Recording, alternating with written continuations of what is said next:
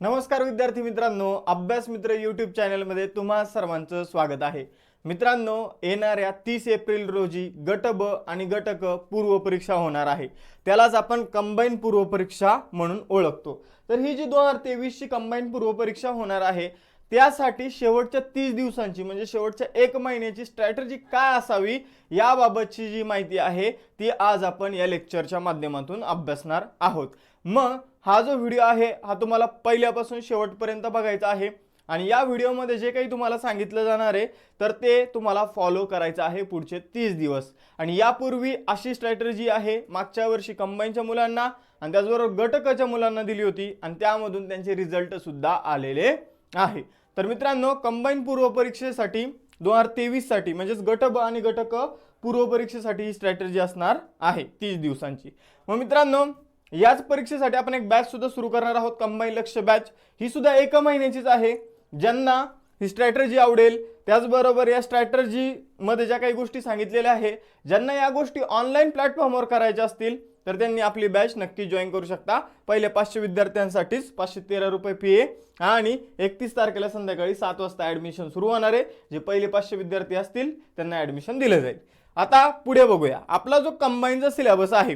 तर सगळ्यांना माहिती आहे की कंबाईनच्या सिलेबस मध्ये आपल्याला चालू घडामोडी 15 मार्काला विचारलं जातं, नागरिकशास्त्र म्हणजे पॉलिटी हे 10 मार्काला विचारलं जातं, त्यानंतर इतिहास 15 मार्क, भूगोल 15 मार्क, त्यानंतर इकॉनॉमिक्स 15 मार्क, सायन्स 15 मार्क आणि मॅथ्स आणि रिझनिंग हे 15 मार्क। तर असा आपला सिलेबस आहे, ठीक आहे। याच्यामध्ये फक्त आणि फक्त पॉलिटी हा जो विषय आहे हा आपल्याला 10 मार्काला आहे, बाकी सर्व विषय आपल्याला 15-15 मार्कांना आहे। मग आपण जे आपल्याला जो काही सिलेबस मध्ये विषय आहे, पहिली गोष्ट आपल्याला विषयाचं क्लासिफिकेशन करायचं आहे, विषयाचं वर्गीकरण करायचं आहे। आणि कशा प्रकारे वर्गीकरण करायचंय तर तुम्हाला एक गोष्ट माहित असली पाहिजे की काही विषय असे की त्यांचे आपण स्पेसिफिक टॉपिक वाचले की आपल्याला पैकीच्या पैकी मार्क मिळू शकतात, किंवा एखादं पुस्तक वाचलं किंवा एखाद्या पुस्तकाचं रिव्हिजन केलं की आपल्याला पैकीच्या पैकी मार्क मिळून देणारे हे विषय आहे। मग या विषयामध्ये कशाचा समावेश होतो तर भूगोल, त्यानंतर पॉलिटी आणि इकॉनॉमिक्स। तर हे 3 विषय असे की यांचा जर आपण व्यवस्थित अभ्यास केला तर आपल्याला पैकीच्या पैकी मार्क मिळतात, 15 पैकी 15, ठीक आहे। त्या तिन्ही विषयामध्ये जर बघितलं तर 40 मार्कासाठी हे 3 विषय आहे। यामध्ये बऱ्याचशा मुलांना 40 पैकी 40 ही मार्क पडतात असे हे विषय आहे, ठीक आहे। मग यांचे सोर्सेस यांच्याबद्दल काय वाचायचं याच्याबाबत आपण पुढे माहिती जी आहे ती बघणारच आहोत।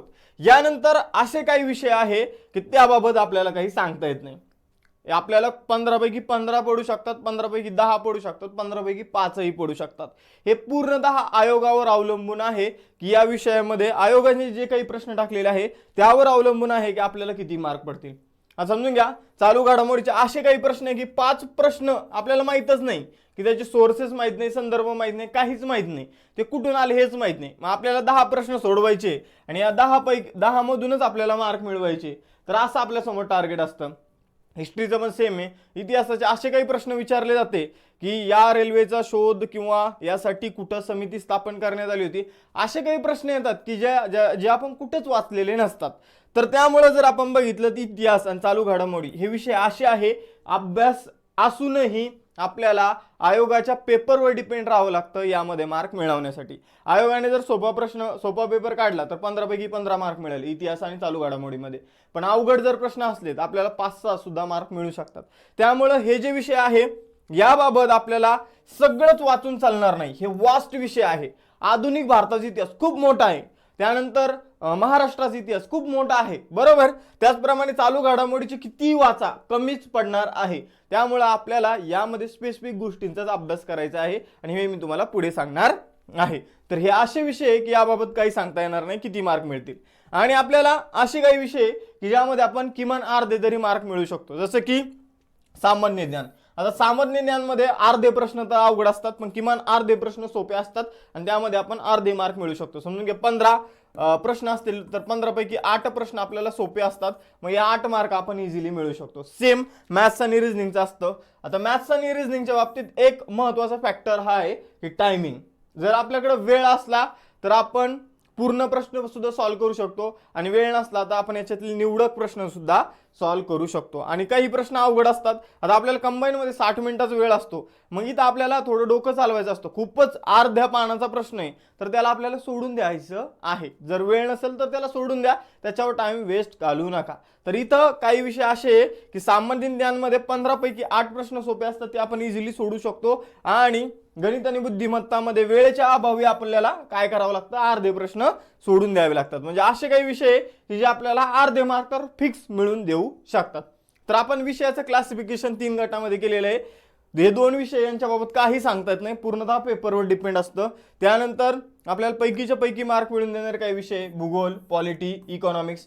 तर यांची तयारी आपल्याला व्यवस्थित करायची. मग आता यांचे सोर्सेस आपण बघूया प्रथम सुरुवातीला.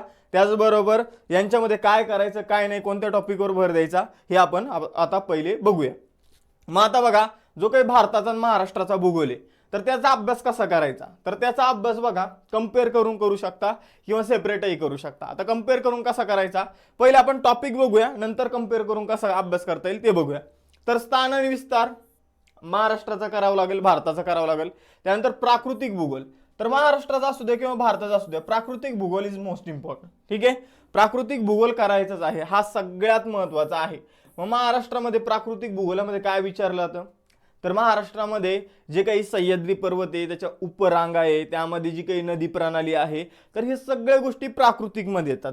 तर ह्या आपल्याला व्यवस्थितपणे करायच्या आहे. प्राकृतिकचाच भाग आहे नदी प्रणाली सुद्धा, तर हे व्यवस्थितपणे करायचं आहे. टेकड्या, खाड्या, ठीक आहे, जी काही रचना आहे जसं की महाराष्ट्रामध्ये कोकण, सह्याद्री पठार, तर यांची लांबी रुंदी, त्यानंतर एकूणच महाराष्ट्राचं स्थान विस्तार सुद्धा आपल्याला माहित असलं पाहिजे. तर प्राकृतिक हा इम्पॉर्टंट आहे, त्याचबरोबर स्थान विस्तार तर करायचंच आहे. तर हे पहिले 2 घटक आपल्याला भारताच्या आणि महाराष्ट्राच्या भूगोलाबाबत करायचे. प्राकृतिकचाच एक भाग आहे नदी प्रणाली. त्यानंतर लोकसंख्या टॉपिक. लोकसंख्या टॉपिक जो आहे तर लोकसंख्या भारत आणि महाराष्ट्र. आता भारत आणि महाराष्ट्राचा कसा अभ्यास करायचा लोकसंख्येच्या बाबतीत, तर हा जो लोकसंख्या टॉपिक याचा कॉमनच अभ्यास करा. ठीक आहे, सेपरेट अभ्यास करू नका. मग अभ्यास कसा करायचा समजून घ्या. लोकसंख्येची घनता तुम्ही अभ्यासत आहात, मग तुम्हाला माहिती आहे लोकसंख्येची घनता जी आहे ती महाराष्ट्राची 365 आहे आणि भारताची 382 आहे. तर हे आपल्याला माहित असलं पाहिजे. महाराष्ट्राचं लिंग गुणोत्तर, भारताचं लिंग गुणोत्तर, महाराष्ट्रातील दशवार्षिक वाढ समजून घ्या, महाराष्ट्रातील दशवार्षिक वाढ 15.99% आणि भारताची जी आहे ती 17% आहे. तर हे आपल्याला माहित असलं पाहिजे, 17.64%. तर ही काही इन्फॉर्मेशन आहे ती एक्झॅक्टली पाठ करायची लोकसंख्येच्या बाबतीत. तरी लोकसंख्या समजून घ्या, भारताची लोकसंख्या किती आहे, मग 2011 नुसार 121 कोटी. मग महाराष्ट्राची किती आहे, तर ते आपल्याला माहित असलं पाहिजे 11,24,00,000 अप्रॉक्सिमेट. मग अशा गोष्टी माहित असल्या पाहिजे. आणि मग आपल्याला बाललिंग गुणोत्तर म्हणा, लिंग गुणोत्तर म्हणा, तर हे दोघांचंही माहित असलं पाहिजे. मग आयोग आपल्याला कसा प्रश्न विचारतो की महाराष्ट्राचं लिंग गुणोत्तर हे भारताच्या लिंग गुणोत्तरापेक्षा जास्त आहे, नाही महाराष्ट्राचं कमी आहे. ठीक आहे, भारताचं जास्त आहे.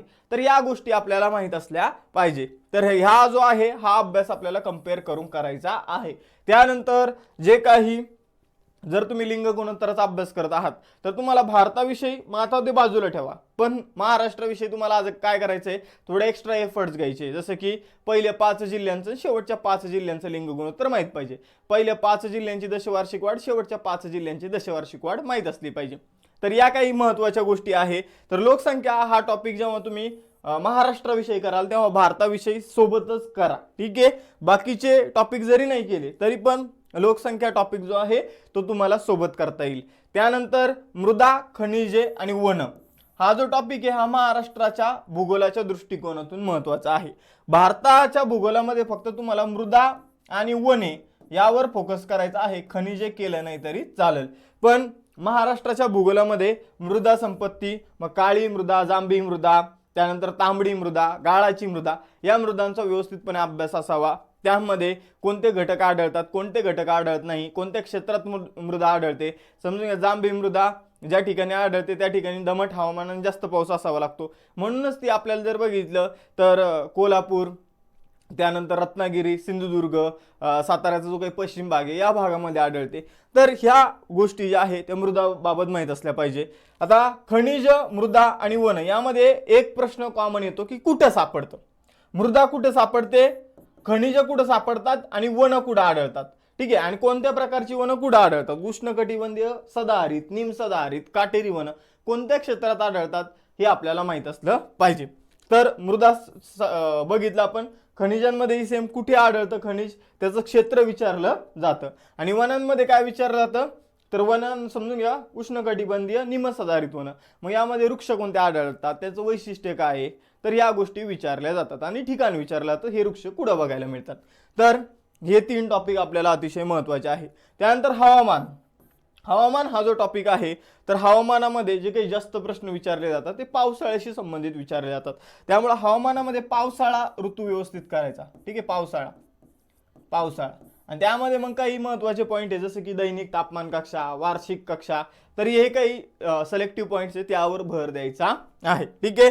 यानंतर शेती उद्योग. ठीक आहे, हे जे टॉपिक आहे शेती उद्योग, तर यावर आयोगाने आतापर्यंत विचारलेले प्रश्न, मागे विचारलेले प्रश्नच करून ठेवायचे, काही एक्स्ट्रा वाचत बसायचं नाही. ठीक आहे. हे 2 टॉपिक जे आहे आयोगाने जे काही मागे विचारलेलं आहे ते तेच प्रश्न करायचे आहे. आणि त्या प्रश्नाचं विश्लेषण असेल तर ते बघायचं आहे, बाकी इतरत्र वाचत बसू नका. ठीक आहे. आणि अक्षांश रेखांश हा स्थान विस्ताराचाच एक भाग आहे. म्हणजे इथं जर आपण बघितलं तर स्थान विस्तार हा जो टॉपिक आहे हा सुद्धा आपल्याला कम्पेअर करून अभ्यासता येतो. जसं की समजून घ्या, भारताचा अक्षवृत्तीय विस्तार 8 अंशापासून जर आपण बघितलं तर वरती 37 अंशापर्यंत आहे. तर हा जो फरक आहे हा आपल्याला माहित असला पाहिजे. त्यानंतर महाराष्ट्राचा अक्षवृत्तीय विस्तार, रेखावृत्तीय विस्तार हा माहित असला पाहिजे. त्यानंतर भारताचा रेखावृत्तीय विस्तार, मग भारताचं सगळ्यात दक्षिणेकडील टोक जे आहे ते Pygmalion Point, Parson Point, Indira Point म्हणून सुद्धा ओळखलं जातं. तर ते 6:45 आहे. तर या काही गोष्टी आपल्याला अभ्यासता आल्या पाहिजे. तर आपण 2 टॉपिक व्यवस्थितपणे कम्पेअर करून करायचे, स्थान आणि विस्तार. मग भारतात इतकं आहे, मग महाराष्ट्राचं किती आहे. त्यानंतर लोकसंख्या हा टॉपिक कम्पेअर करून अभ्यास करायचा. बाकी तुम्ही सेपरेट अभ्यासलं तरी चालेल. पण हे जे 2 टॉपिक आहे, स्थान आणि विस्तारवालं आणि लोकसंख्यावालं, हे तुम्हाला कम्पेअर करून अभ्यास करावा लागेल. मग आता मी तुम्हाला रेफरन्स सांगतो, अभ्यास करण्यासाठी कोणतं रेफरन्स वापरायचं. तर महाराष्ट्राच्या भूगोलासाठी तुम्ही सौदी सरांचं जे काही पुस्तक आहे ते यूज करू शकता. जर तुम्ही वापरला असेल तर ते हायलाईट केलेले असलेले पॉईंट तुम्हाला वाचायचे आहे. मी जे टॉपिक सांगितले ते तुम्हाला या सौदी सरांच्या पुस्तकातून करायचे आहे. आणि भारताच्या भूगोलासाठी जुनं 10वीचं पुस्तक तुम्हाला करायचं आहे, जुनं 10वीचं पुस्तक. ठीक आहे. आणि जर इथं जगाच्या भूगोलाशी संबंधित तुम्हाला 6वी आणि 7वीच्या पुस्तकामध्ये जे काही अक्षवृत्त, रेखावृत्ताबाबत बेसिक माहिती आहे ते करायची आहे. 6वी, 7वी, 8वीचे जे काही भूगोलाचे पुस्तक आहे नवीन, त्यामध्ये अक्षवृत्त, रेखावृत्त, पृथ्वीशी संबंधित माहिती, पृथ्वी कुठून कशी फिरते याबाबतची माहिती, ती थोडी बेसिक माहिती असावी.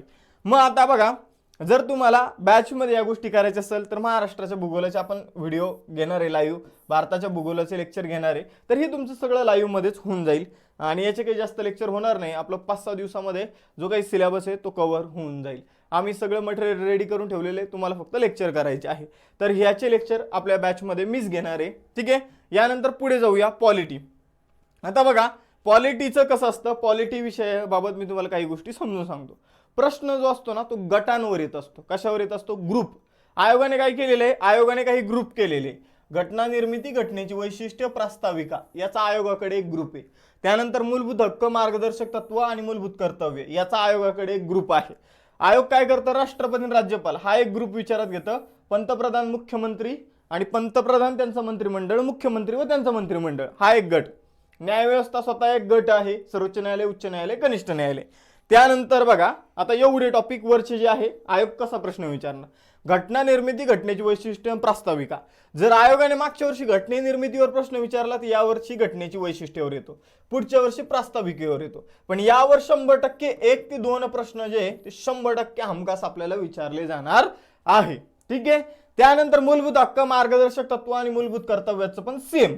इथं मूलभूत हक्कावर जर प्रश्न असेल तर पुढच्या वर्षी मार्गदर्शक तत्वावर असतो आणि मूलभूत कर्तव्यावर अधूनमधून प्रश्न विचारला जातो. यावर सुद्धा 1 ते 2 प्रश्न जे आहे ते आपल्याला विचारले जातात.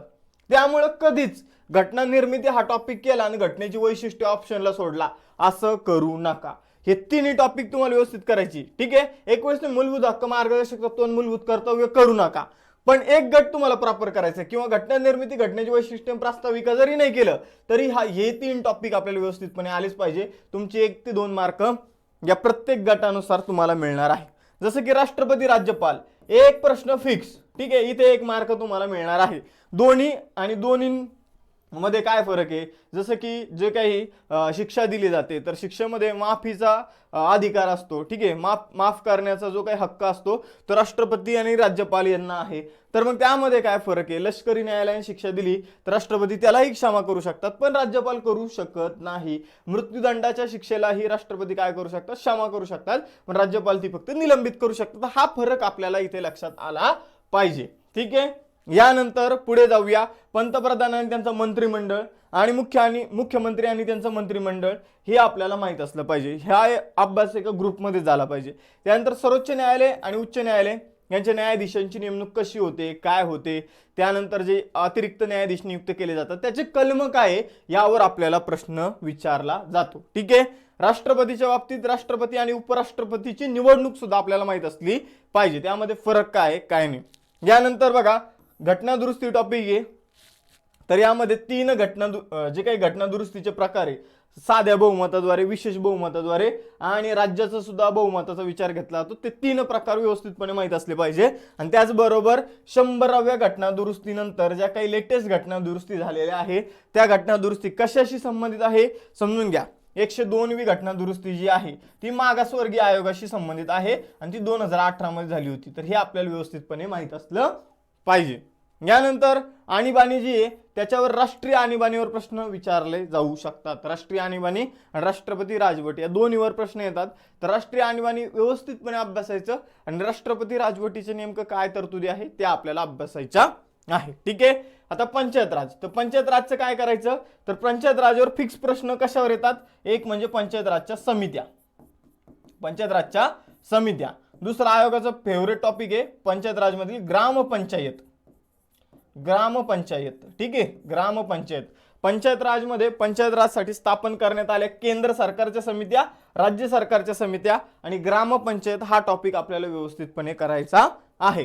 आणि इतिहास आणि जे काही आपलं म्हटलं आणि अजून पंचायत राजमध्ये 73वी घटना दुरुस्ती व 74वी घटना दुरुस्ती जी आहे ती आणि तिच्यातले जे कलम आहे समजून घ्या. निवडणूक आयोगाचं कलम कोण आहे, राज्य निवडणूक आयोगाचं, राज्य वित्त आयोगाचं कलम कोणतं आहे, तर हे छोटे छोटे कलम जे आहे 243 ABCD, तर हे आपल्याला माहित असलं पाहिजे, ठीक आहे. आणि त्यानंतर ब्रिटिशकालीन कायदे, तर 1773चा रेग्युलेटिंग ऍक्ट, 1773चा रेग्युलेटिंग ऍक्ट पासून 1935चा किंवा 1947चा स्वातंत्र्याचा कायदा तोपर्यंत आपल्याला जे कायदे आहे तर त्यामधील महत्त्वाच्या गोष्टी माहित असल्या पाहिजे. मग हा जो टॉपिक आहे हा तुम्हाला पॉलिटीमध्ये सुद्धा शिकायला मिळेल आणि इतिहासामध्ये सुद्धा तुम्हाला शिकायला मिळेल. तर इथं बघा रंजन कोळंबे सरांचं जे पुस्तक आहे ते मी तुम्हाला सजेस्ट करेल कारण ते कंबाईनच्या दृष्टिकोनातून अतिशय महत्त्वाचं आहे. लक्ष्मीकांत ज्यांनी वाचलं असेल तर त्यांनी हे जे टॉपिक आहे हे लक्ष्मीकांत सरांच्या पुस्तकातून करायचं आहे. यामध्ये तुम्ही कंपेअर करून काय करू शकता, राष्ट्रपती, राज्यपाल आणि उपराष्ट्रपती यांना कंपेअर करू शकता, पंतप्रधान आणि मुख्यमंत्री यांना, महान्यायवादी, महाधिवक्ता हे सुद्धा तुम्ही अभ्यासायचं आहे. हे टाकायचं राहून गेलं होतं, ठीक आहे. महान्यायवादी आणि महाधिवक्ता, तर महान्यायवादाचं कलम 76 आणि महाधिवक्त्याचं 165, तर यांच्याविषयी व्यवस्थितपणे आपल्याला अभ्यास करायचा आहे. तर न्यायव्यवस्था तुम्ही कंपेअर करू शकता, सर्वोच्च आणि उच्च न्यायालय हे व्यवस्थितपणे कंपेअर करू शकता, ठीक आहे. तर एवढ्या गोष्टी कंपेअर करून करायचे आणि बाकीचे जे ग्रुपिंग मी तुम्हाला सांगितलं त्याचा अभ्यास करायचा. तुम्ही समजा वेळ कमी असेल तर तुम्ही हाच गट करा, हा सोडून द्या, ठीक आहे. पण मग तुमचा इथं 1 ते 2 मार्क जे आहे ते फिक्स तुम्हाला मिळणार आहे. आणि याचे सुद्धा ॲप्लिकेशनमध्ये तुम्हाला व्यवस्थितपणे लेक्चर जे आहे ते मिळणार आहे, व्यवस्थितपणे तुम्हाला पॉलिटी जे आहे ते शिकवलं जाणार आहे. याविषयीचे हर्षाली मॅडमचे डेमो लेक्चर सुद्धा ॲड केलेले आहे, ते तुम्ही बघू शकता कशा प्रकारे ते शिकवत आहे, ठीक आहे. तर त्यांनी UPSC लेवलचं तुमच्याकडून तयारी त्या करून घेणार आहे, म्हणजे या बॅचमध्ये आपल्या जे चालू बॅच आहे त्यामध्ये करून घेतलेले आहे. आणि यामध्ये निश्चितच कंबाईनमध्ये 10 पैकी 10 कसे मार्क मिळतील याविषयीचं त्या तुम्हाला मार्गदर्शन करणार आहे. यानंतर अर्थशास्त्र, आता अर्थशास्त्र जो आहे तर हा जो विषय आहे जबरदस्त विषय, 15 पैकी 15 मार्क यामध्ये आपण सहज पाडू शकतो. उगाचच मुलांना याची भीती वाटतं. जसं की अर्थशास्त्राचे टॉपिक बघा, अर्थव्यवस्थेची वैशिष्ट्ये आपल्याला माहित असली पाहिजे. जसं की आपल्याकडं आपला जो वृद्धी दर होता 1950 ते 80, याला हिंदू वृद्धी दर म्हणून ओळखलं जातं. त्यानंतर आपल्या देशामध्ये गरिबीचं प्रमाण मोठ्या प्रमाणावर कमी झालेलं नाही, अल्प प्रमाणात गरिबी कमी झालेली आहे. पायाभूत सुविधांचा जास्त विकास झालेला नाही. आपल्या देशातील भांडवलाला लाजर भांडवल म्हणून ओळखलं जातं. हे काही आपल्या अर्थव्यवस्थेची जी वैशिष्ट्ये आहे ती आपल्याला माहितच असली पाहिजे. त्यानंतर राष्ट्रीय उत्पन्न. तर राष्ट्रीय उत्पन्न जी समिती स्थापन करण्यात आली होती ऑगस्ट 1949 मध्ये, या समितीविषयी व्यवस्थित माहिती. त्यानंतर GDP, त्यानंतर GNP आणि मग पुढं NDP, NNP, त्यानंतर पर कॅपिटा इन्कम काय असतं, तर या गोष्टी आपल्याला माहित असल्या पाहिजे, मेन संकल्पना. ठीक आहे. आणि त्यानंतर पर्यावरणाविषयक जे काही समित्या वगैरे स्थापन करण्यात आल्या होत्या किंवा ग्रीन GDP काय असतो हे आपल्याला माहित असलं पाहिजे. समित्या नका करू, पर्यावरणाविषयक जे काही समिती स्थापन करण्यात आली होती, पण ग्रीन GDP ची संकल्पना व्यवस्थित करून ठेवायची आहे. ग्रीन GDP का समजला जातो, मग GDP मधून पर्यावरणाचं झालेलं नुकसान वजा करून ते पर्यावरणाचं झालेलं नुकसान भरून काढण्यासाठीचा खर्च म्हणजे ग्रीन GDP असतो. तर या काही गोष्टी आपल्याला व्यवस्थितपणे कळल्या पाहिजे. त्यानंतर दारिद्र्यामध्ये सगळ्यात महत्त्वाचं आहे दारिद्र्यविषयक समित्या. समित्यामध्ये 2 समित्या परफेक्ट करायच्या, या 2च करा. तुमच्याकडे जर टाइम नसेल तर तेंडुलकर ही समिती सगळ्यात परफेक्ट करायची, यावरच सगळ्यात जास्त दारिद्र्यावर जर प्रश्न आले तर 50% प्रश्न तेंडुलकर समितीवर असतात आणि बाकी मग रंगराजन. तर या 2च समित्या करा. काय महत्त्वाचं हे जस्ट मी तुम्हाला सांगत आहे इथं. तर तेंडुलकर आणि रंगराजन समिती करायची आहे.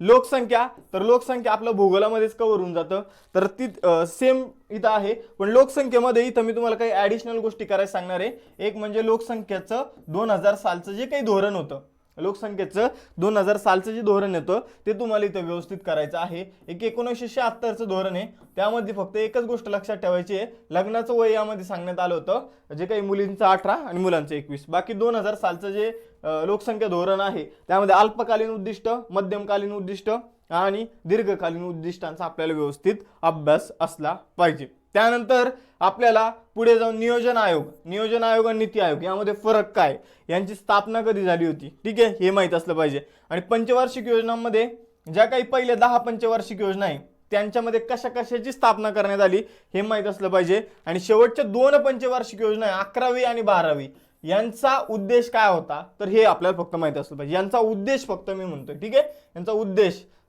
ठीक आहे, शाश्वत विकास कशात आहे किंवा गतिशील आणि आर्थिक वृद्धी कशामध्ये करायला सांगितलेलं आहे, तर यांचा फक्त उद्देश आपल्याला माहिती असला पाहिजे. 11वी आणि 12वी पंचवार्षिक योजनेचा भर, ठीक आहे. बाकी 10 पंचवार्षिक योजनामध्ये कधी समजून घ्या, दुसऱ्या पंचवार्षिक योजनेमध्ये रूरकेला, भिलाई, तर हे खतकार हे लोह पोलाद उद्योग स्थापन करण्यात आले. त्यानंतर मग 4थ्या पंचवार्षिक योजनेमध्ये सुद्धा करण्यात आले, 6व्या पंचवार्षिक योजनेमध्ये सुद्धा करण्यात आले. मग कोणत्या पंचवार्षिक योजनेमध्ये करण्यात आले, तर विशाखापट्टणम आणि सलेम 6व्या पंचवार्षिक योजनेमध्ये करण्यात आलेला आहे. तर हा जो फरक आहे हा आपल्याला व्यवस्थितपणे माहीत असला पाहिजे, ठीक आहे. तर यानंतर पैसा आणि चलन हा जो टॉपिक आहे आणि चलन वाढ हा जो टॉपिक आहे, तर हा आपल्याला व्यवस्थित असला पाहिजे. पैसा आणि चलनमध्ये पैशाचे कार्य आणि चलनवाढ मध्ये काय माहित असलं पाहिजे, तर चलनवाढ मध्ये 3 गोष्टी. एक म्हणजे चालणारी चलनवाढ आपल्यासाठी उपकारक असते. दुसरी गोष्ट ते M0 पासून ते M3 पर्यंतची संकल्पना आपल्याला माहित असल्या पाहिजे. आणि त्यानंतर तिसरी गोष्ट म्हणजे जे काही चलनवाढीचे निर्देशांक आहे WPI आणि CPI हे आपल्याला करायचे आहे. यानंतर सार्वजनिक वित्त या टॉपिक मधील अर्थसंकल्पाचे प्रकार आणि तुटीची संकल्पना हे 2 टॉपिक करायचे. अर्थसंकल्पाचे प्रकार आणि तुटीची संकल्पना. तुटीचा अर्थ भरणा काय असतो, तूट इथं महत्वाची. सार्वजनिक वित्तावर जे काही प्रश्न विचारले जातात त्यापैकी 50% प्रश्न तुटीशी संबंधित असतात. आणि व्यवहार तोल आणि व्यापार तोल. मग आता व्यवहार तोल आणि व्यापार तोल मध्ये काय विचारलं जातं, तर अलीकडे भारताने कोणत्या देशाला किती निर्यात केली. मग आपण ज्याला निर्यात केली त्यामध्ये पहिल्या क्रमांकावर कोण आहे, अमेरिका, नंतर UAE, नंतर चीन. ही लेटेस्ट आकडेवारी आपल्याला माहित असली पाहिजे वर्षानुसार, मागच्या 3 वर्षाची तरी आकडेवारी माहित असली पाहिजे.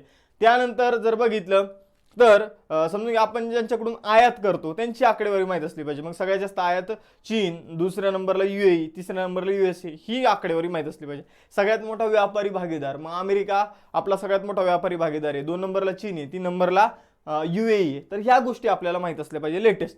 आणि FDI माहित असल्या पाहिजे की आपल्या देशामध्ये सगळ्यात जास्त गुंतवणूक जी आहे ती कोणत्या देशाने केलेली आहे. ठीक आहे, तर FDI बाबतची आकडेवारी माहित असली पाहिजे. त्यामध्ये मी अजून एक गोष्ट ऍड करेल, रेमिटन्स. ठीक आहे, वित्तीय प्रेषण म्हणून त्याला ओळखलं जातं. जे भारतीय बाहेरच्या देशातून आपल्या देशामध्ये पैसा पाठवतात त्याला वित्तीय प्रेषण म्हणून ओळखलं जातं. तर ते कोणत्या देशातून किती आलं हे जस्ट आपल्याला आकडेवारी माहित असली पाहिजे. तर ही आकडेवारी कुठून आपल्याला माहित होणार आहे, तर जे काही इकॉनॉमिक्सशी संबंधित करंट अफेअर्स असेल त्यामधून ही आकडेवारी आपल्याला मिळणार आहे. आता इकॉनॉमिक्स जे ॲप्लिकेशनमध्ये बॅचमध्ये मीच तुमच्यासाठी घेणार आहे, त्यामुळे तुम्ही या विषयाच्या बाबत काहीच चिंता करायची नाहीये. आणि जर तुम्ही घरीच अभ्यास करणार असाल तर कोळंबे सरांचं पुस्तक आणि काही पॉईंटसाठी देसले सरांचं पुस्तक बेस्ट आहे. ठीक आहे, तर यानंतर पुढे जाऊया. आता चालू घडामोडी. तर चालू घडामोडीमध्ये तुम्हाला काय करायचं आहे, तर चालू घडामोडीमध्ये आपल्याला काही सिलेक्टिव्ह पॉईंट करायचे. चालू घडामोडी हा विषय आहे की आपण कितीही केलं तरी इथं कव्हर होणार नाही. त्यामुळे जर आपण बघितलं चालू घडामोडीशी संबंधित पुरस्कार, महत्त्वाची व्यक्ती, पहिल्या घटना, नियुक्त्या, क्रीडाविषयक घडामोडी आणि गाजलेल्या घटना हे आपल्याला करायचे आहे.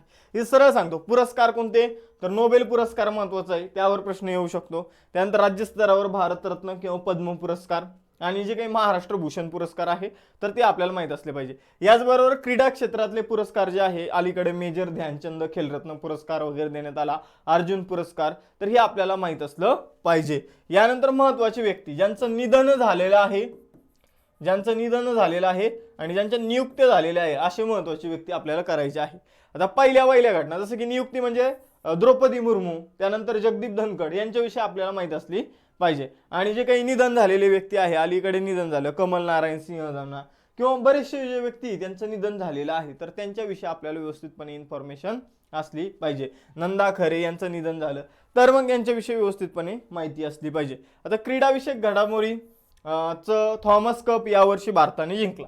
मग बॅडमिंटनचा हा जो कप आहे हा 71 वर्षाच्या इतिहासामध्ये भारताने जिंकलेला आहे. मग ही इन्फॉर्मेशन आपल्याला माहित असली पाहिजे. आणि हा कप भारताने पहिल्यांदाच जिंकला. त्यानंतर जो काही महिलांचा अंडर 17 महिलांचा जो काही फिफा वर्ल्ड कप आहे तो भारतात झाला. अशा घटना आपल्याला माहित असल्या पाहिजे. आणि ज्या खूपच गाजलेल्या घटना आहेत, ज्या खूपच म्हणजे वर्षभरामध्ये समजून घ्या, राष्ट्रपतीची नियुक्ती ही खूप गाजली होती, किंवा मग अलीकडे भारतामध्ये जे काही प्रकरण चालू आहे पक्षांतर बंदी हे गाजलेलं आहे. महाराष्ट्रामध्ये जे काही पक्ष बदलला गेलेला आहे किंवा नवीन पक्ष स्थापन झालेला आहे तर या गोष्टी गाजलेल्या आहे, याविषयी आपल्याला इन्फॉर्मेशन माहित असली पाहिजे. मग यासाठी संदर्भ कोणतं सांगेल, तर मी तुम्हाला म्हणजे छाती ठोकून सांगतो की आपले लेक्चर बिंदास तुम्हाला करायचे आहे चालू घडामोडीचे. आणि तुम्हाला मग कोणतंही एक तुम्ही वार्षिकी म्हणजे कोणतंही एक पुस्तक यूज करा. पुस्तकामध्ये मी तुम्हाला सांगेल पृथ्वी परिक्रमा चांगलं आहे, त्यानंतर जे काही आपलं कशाचं बघा सिम्प्लिफाईड डायरी चांगलं आहे, त्यानंतर अभिनव पब्लिकेशनचं पुस्तक चांगलं आहे, त्यानंतर जीके टुडे ही वेबसाईट आहे, जीके टुडे वेबसाईट आहे तर ही तुम्ही करू शकता. तर हे काही संदर्भ पुस्तक. आणि हे जर काहीच करायचं नसेल तर आपले लेक्चर आहे, आपल्या लेक्चरमधून सगळं काही कव्हर होणार आहे. चालू घडामोडी कशा प्रकारे शिकवलेले, कोणत्या लेवलला जाऊन शिकवलेले तुम्हाला सगळ्यांना माहीतच आहे. आता आलं इतिहास. इतिहासामध्ये महाराष्ट्राच्या इतिहासावर जास्त फोकस असतो आयोगाचा, भारताच्या इतिहासावर कमी. ठीक आहे, इंडियन जिओग्राफी जास्त त्यावर कमी. आणि महाराष्ट्राच्या इतिहासामध्ये पण आयोगाचं मेन टॉपिक काय आहे, समाज सुधारक. मेन टॉपिक आहे समाज सुधारक. मग समाज सुधारकाच्या आजूबाजूलाच आयोग खेळतं. समाज सुधारकाने स्थापन केलेले वृत्तपत्र, त्यांनी जे काही समाज सुधारणा करण्यासाठी जी काही चळवळ उभारली, जे काही समाज स्थापन केले, प्रार्थना समाज, आर्य समाज, हे आपल्याला माहित असले पाहिजे. ठीक आहे, तर समाज सुधारक त्यामध्ये स्त्री समाज सुधारक आपल्याला माहित असली पाहिजे. समाज सुधारकाचा सर्व अंगाने अभ्यास करायचा. तर समाज सुधारकावर वैयक्तिक माहिती, त्याने स्थापन केलेले वृत्तपत्र, त्याचबरोबर त्याविषयीचे जे काही त्याने स्थापन केलेले समाज सुधारणेसाठी जे काही आर्य समाज म्हणा, स्वामी दयानंद सरस्वतींनी स्थापन केला होता, बरोबर, महिला आर्य समाज पंडिता रमाबाईंनी स्थापन केला, या गोष्टी माहीत असल्या पाहिजे. स्त्री समाज सुधारकाबाबत व्यवस्थित इन्फॉर्मेशन असली पाहिजे. त्यानंतर क्रांतिकारी चळवळ ही आपल्याला व्यवस्थितपणे करायची आहे. कोणती चळवळ, क्रांतिकारी चळवळ आपल्याला व्यवस्थितपणे करायची आहे. ठीक आहे, तर क्रांतिकारी चळवळ माहित असली पाहिजे. वासुदेव बळवंत फडके 1857च्या उठावापर्यंत आणि उठावानंतर जे काही क्रांतिकारी चळवळ झालेली आहे महाराष्ट्रातील, बिल्ल्यांचा उठाव, कोळ्यांचा उठाव, याबाबत आपल्याला माहिती असली पाहिजे. ठीक आहे, यानंतर स्वातंत्र्य चळवळ. मग स्वातंत्र्य चळवळीत महाराष्ट्राने काय योगदान दिलं, महाराष्ट्राच्या लोकांनी काय तिथं पुढाकार घेतला, मग महाराष्ट्रातल्या लोकांनी समजून घ्या की जे काही मीठ बनवण्यासाठी जो काही छोटे छोटे आंदोलन केलं, जंगलातून झाडं तोडून आणले, ती झाडं लावले, तर ह्या गोष्टी आपल्याला, ह्या घटना ज्या आहे ते माहीत असल्या पाहिजे. महाराष्ट्रातील स्वातंत्र्य चळवळीतील महत्त्वाचे नावं जसं की लोकमान्य टिळक, त्यानंतर क्रांतिकारी चळवळीत आपल्याला स्वातंत्र्यवीर सावरकर यांच्याबाबत माहिती असली पाहिजे. यानंतर कामगार चळवळ, तर कामगार चळवळ इथं काय माहिती असलं पाहिजे, तर कामगारांसाठी स्थापन केलेल्या संस्था, ठीक आहे, आणि काही महत्त्वाचे व्यक्ती कामगार चळवळीशी संबंधित जसं की नारायण मेघाजी लोखंडे, तर यांचं कार्य आपल्याला माहित असलं पाहिजे. मग आता महाराष्ट्राच्या भूगोलासाठी संदर्भ पुस्तक सांगेल 11वीचं पुस्तक, ठीक आहे, 11वीचं जुनं पुस्तक आणि समाज सुधारकासाठी एक पुस्तक. आणि जर हे करायचं नसेल तर मारुती सरांनी तुम्हाला व्यवस्थितपणे बॅचेसमध्ये हे जे टॉपिक आहे हे कव्हर केलेले आहे. हे लाईव्ह मध्ये सुद्धा होतील आणि याचे रेकॉर्डेड लेक्चर सुद्धा तुम्हाला मिळून जाईल. आणि त्यानंतर सेम आपण तिकडे जसं अभ्यासलं तर इकडेही महत्त्वाचे काही समाजसुधारक होते, त्यांचा आपल्याला अभ्यास करावा लागेल. त्याचबरोबर आपल्याला इथं काही एक्स्ट्रा पॉईंट जसं की गव्हर्नर जनरल हा कव्हर करायचा आहे. 1857चा उठाव व्यवस्थित अभ्यासायचा आहे. 1857च्या उठावामध्ये आपले नेते, त्यांचे नेते यांचा व्यवस्थित आपल्याला अभ्यास करायचा आहे, ठीक आहे. काँग्रेसची स्थापना, मग महात्मा गांधीजींचं योगदान हे आपल्याला माहित असलं पाहिजे. आणि जे चळवळी त्यावर सगळ्यात जास्त प्रश्न विचारले जाणार, स्वदेशी चळवळ, असहकार चळवळ, सविनय कायदेभंग चळवळ आणि भारत छोडो चळवळ, या चळवळ व्यवस्थित करा. इंडियन जिओग्राफीवर जे काही प्रश्न येतील त्यापैकी 50% प्रश्न या चळवळीशी संबंधित असेल. त्यानंतर भारताशी रिलेटेड क्रांतिकारक चळवळ हे आपली महत्त्वाची आहे, गांधीजींचं कार्य. आणि इथं काही महत्त्वाचे वृत्तपत्र माहिती असले पाहिजे, संस्था माहिती असले पाहिजे, समाज माहिती असले पाहिजे. तर हे आपल्याला लक्षात ठेवायचं आहे. जसं की ब्राह्म समाज महत्त्वाचा आहे, मग ब्राह्म समाजाचं कार्य काय आहे काय नाही तर हे आपल्याला माहित असलं पाहिजे, ठीक आहे.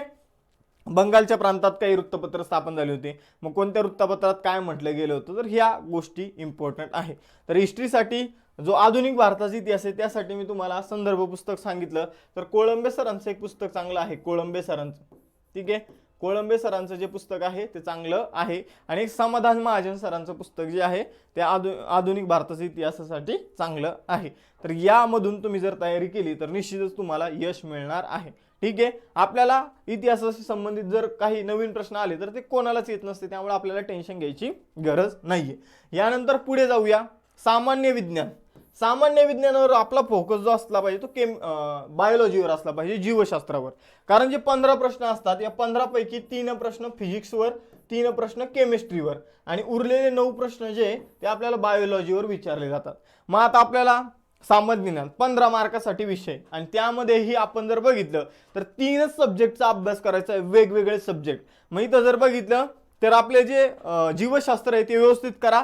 सर्व संस्था, पचन संस्था, उत्सर्जन संस्था, अस्थि संस्था, आपलं बाकी इतर संस्था ज्या आहेत त्यामध्ये मग तर या सर्व संस्थांचा जो आहे तो अभ्यास व्यवस्थित झालाच पाहिजे. रक्ताभिसरण संस्थेपासून डायरेक्ट अस्थि संस्थेपर्यंत सगळ्या संस्था व्यवस्थित करायच्या आहे. त्यानंतर वनस्पती वर्गीकरण आणि प्राणी वर्गीकरण हे माहीतच असलं पाहिजे.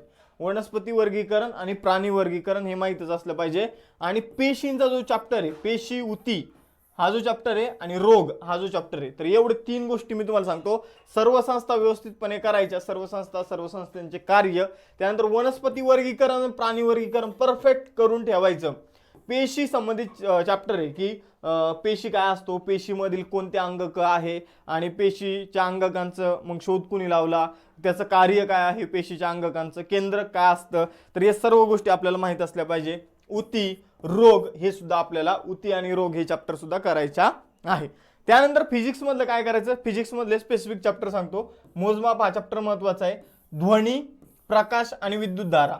त्याचबरोबर आपल्याला कार्य, बल, ऊर्जा, चुंबकत्व आणि गुरुत्वाकर्षण यावर प्रश्न विचारले जातात. मग हे जर आपण बघितलं, जर तुम्हाला व्यवस्थित करायचे असतील तर यासाठी स्टेट बोर्ड मधून तुम्ही हे व्यवस्थित करा. स्टेट बोर्ड वाचलं आणि ते पण कोणता 8वी 9वी आणि 10वी, तर यामधून तुमचे हे टॉपिक जे आहे हे कव्हर होणार आहे. आणि ऍप्लिकेशन मध्ये बॅच मध्ये तुम्हाला तर हे शिकवलं जाणार आहे.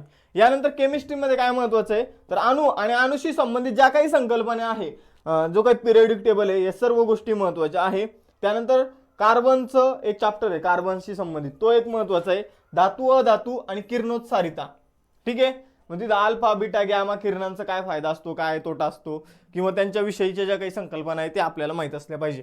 तरी तर सर्व विषयांचं आपण बऱ्यापैकी बघितलेलं आहे. आता फक्त राहिलं गणित आणि बुद्धिमत्ता. यामध्येही बुद्धिमत्तावर जास्त प्रश्न विचारले जातात, गणितावर कमी प्रश्न विचारले जातात. जर 7 प्रश्न गणितावर असतील तर बुद्धिमत्तावर 8 प्रश्न असतात. तर अशा प्रकारचं आयोगाचं हे सूत्र आहे. ठीक आहे. गणितावर कधी कधी खूपच कमी प्रश्न विचारले जातात. मग बुद्धिमत्तामध्ये जे प्रश्न रेग्युलर विचारले जातात ते सिलोगिझम नावाचं एक टॉपिक आहे बघा. त्यावर 100% प्रश्न. वेन आकृत्या जो आहे, वेन आकृत्या या टॉपिकवर 100% प्रश्न. खरे खोटे नावाचा टॉपिक आहे, त्यावर 100% प्रश्न विचारला जातो. नातेसंबंध समजून घ्या, तुम्हाला त्या लग्नात एक बाई दिसली तर मग ती याची ही आहे, त्याची ती आहे, आणि तुम्हाला असा प्रश्न विचारला जातो. त्यानंतर तुम्हाला कंपॅरिझन कोडिंगवर प्रश्न येतो. ठीक आहे. कंपॅरिझन कोडिंगवर दरवर्षी प्रश्न विचारला जातो. तर हे टॉपिक आणि बैठक व्यवस्था हे जे सिलेक्टिव्ह टॉपिक आहे, दरवर्षी क्वेश्चन येणार.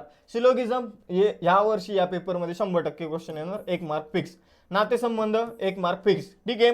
खरे खोटेवर प्रश्न विचारला जातो. आणि बैठक व्यवस्था जी आहे तिच्यावर अधूनमधून प्रश्न येतो. दिशा ज्ञान चाचणी याच्यावर सुद्धा प्रश्न असतो. मग बाकी टॉपिक जे आहे विधान आणि निष्कर्ष यावर प्रश्न येण्याचं प्रमाण वाढलेलं आहे. तर इथं जे तुम्हाला टॉपिक दिलेले हे फिक्स आहे, यावर एक तरी क्वेश्चन असणार आहे.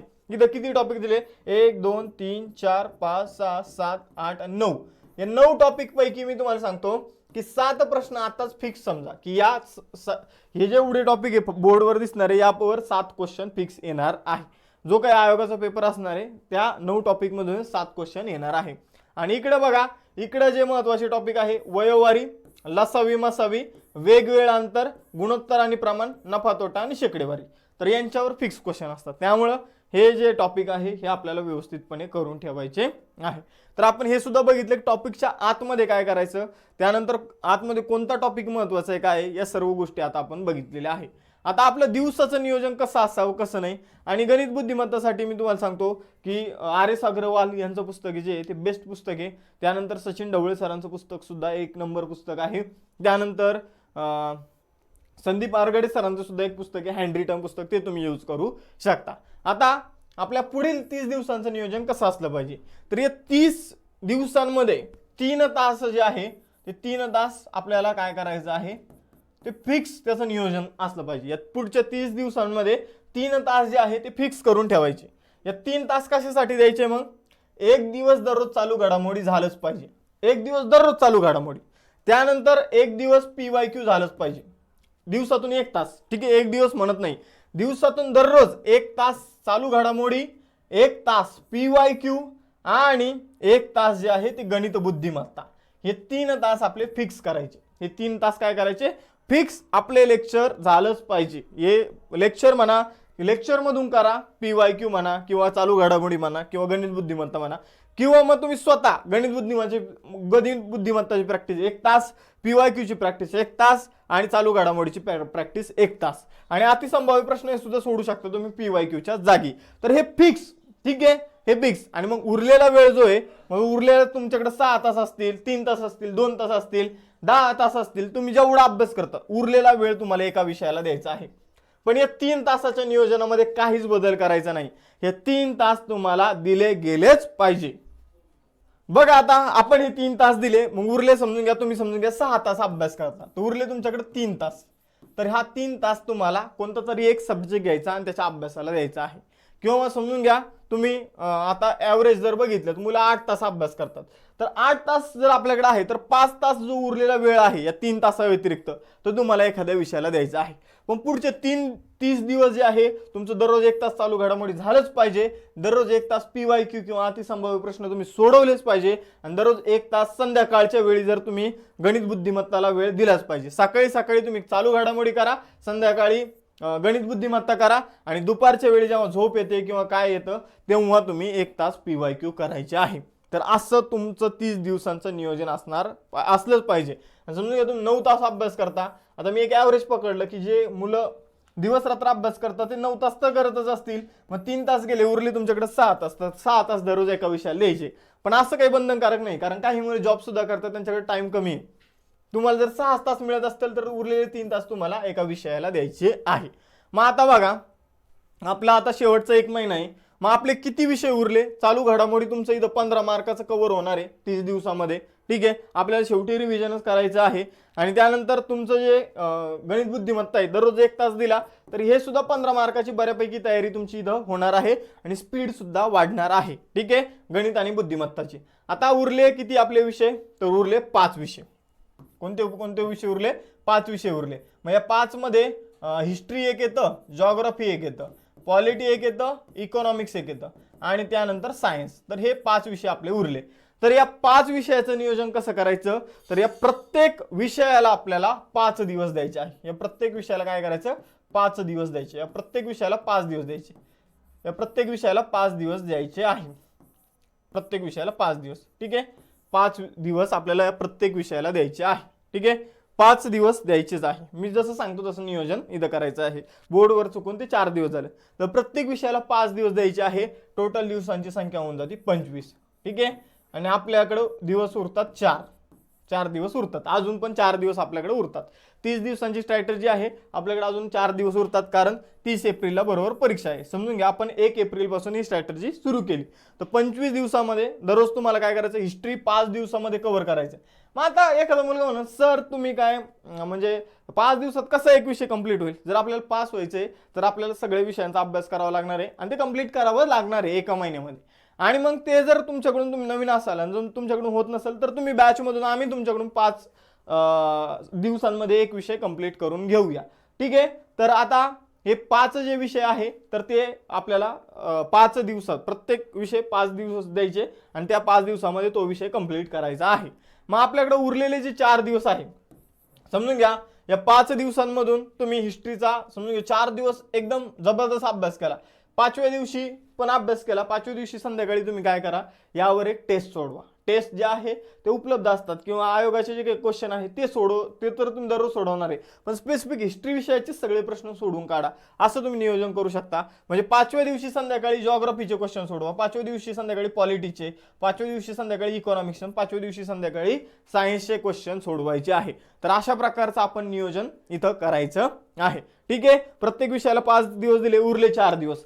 हे 4 दिवसांमध्ये तुम्ही ज्या काही शॉर्ट नोट्स काढलेल्या असतील, तुम्ही जे काही जे काही सगळं मटेरियल तुमच्याकडे उपलब्ध असेल, ठीक आहे, लेक्चर बघता बघता शॉर्ट नोट्स काढले असतील तुम्ही, तर ते शॉर्ट नोट्स या 4 दिवसांमध्ये पूर्ण वाचून काढायचे. आपल्याला पूर्ण उजळणी झाली पाहिजे.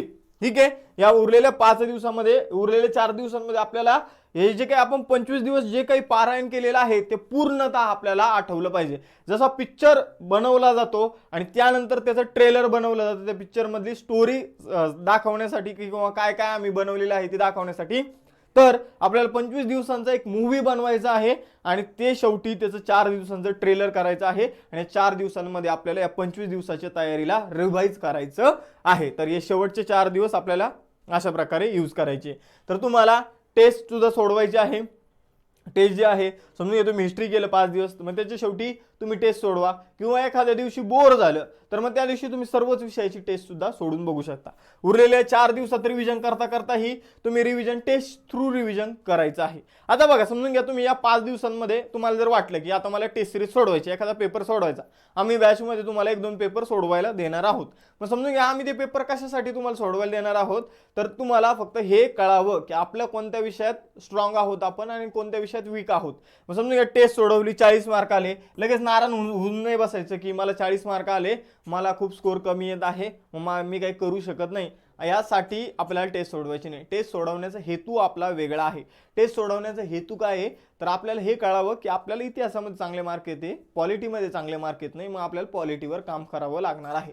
यासाठी टेस्ट सोडवायची आहे. ठीक आहे, तर टेस्ट आपल्याला अभ्यास किती झाला यासाठी नाही सोडवायची, आपण कुठे कमी पडतो यासाठी आपल्याला टेस्ट सोडवायची आहे. ठीक आहे, मग तुम्हाला वेळात वेळ काढून तुम्हाला इथे टेस्ट सोडवावी लागणार आहे. मग टेस्ट कशी सोडवावी लागणार, समजून घ्या तुम्ही 8 तास अभ्यास करता, त्यापैकी 3 तास आपले दररोजचे जाणारच आहे. PYQ 1 तास, चालू घडामोडी 1 तास आणि बुद्धिमत्ता गणित 1 तास. उरलेले 5 तास दररोज तुम्ही अभ्यास करता. तुम्हाला एखाद्या दिवशी इथं जर बघितलं तर 9 तास अभ्यास करायचा आहे आणि 9 तासापैकी तुम्हाला काय करायचं आहे, 1 तास टेस्टला द्यायचा आहे.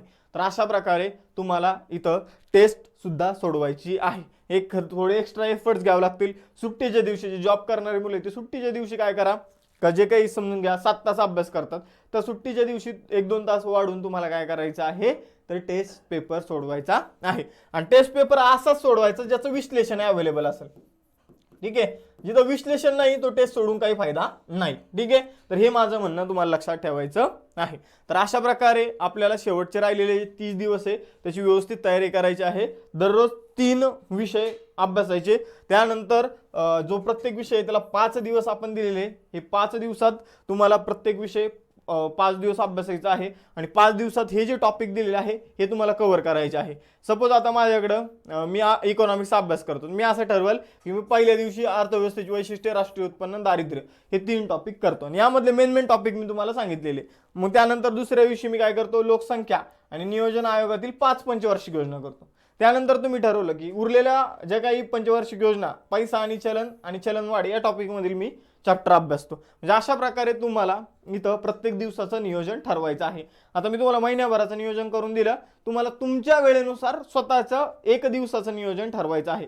आणि 1 दिवसामध्येही मी तुम्हाला सांगितलं की 3 तास मी तुमचे बुक करून ठेवलेले, तुम्हाला उरलेल्या 5 तासाचं नियोजन ठरवायचं आहे.